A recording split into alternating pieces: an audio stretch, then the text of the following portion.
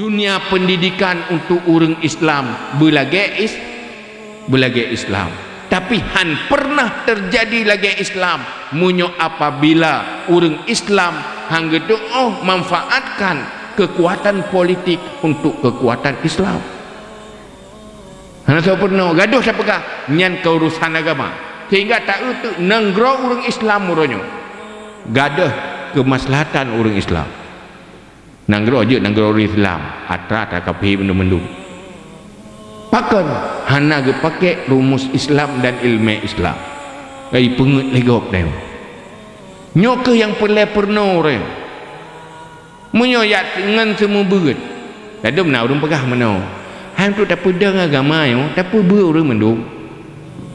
mendum orang tak apa berat mangat hanya menan tak jawab tak apa buat yang hang tak tidak ada yang tiban tak apa orang mendum hai tonton tim ja pu sebab hansip kekuatan dakwah Islam pakan karena kekuatan dakwah Islam orangnya hanya lewat kekuatan ilmu itu hansip kekuatan harta hansip kekuatan peng hansip kekuatan kekuasaan padahal Rasulullah gepahadir ke dunia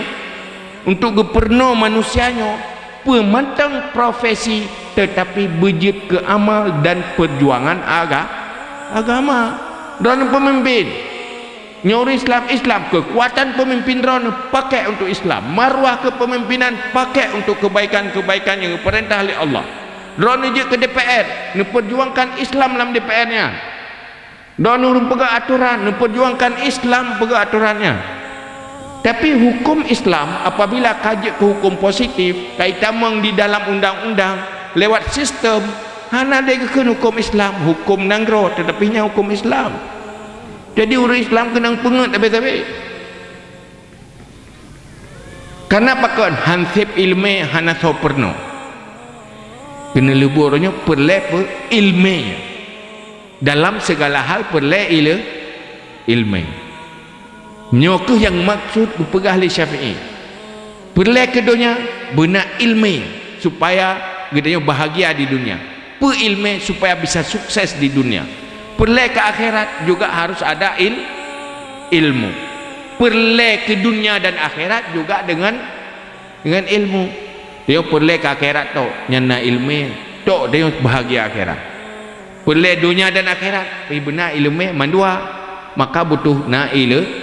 ilmu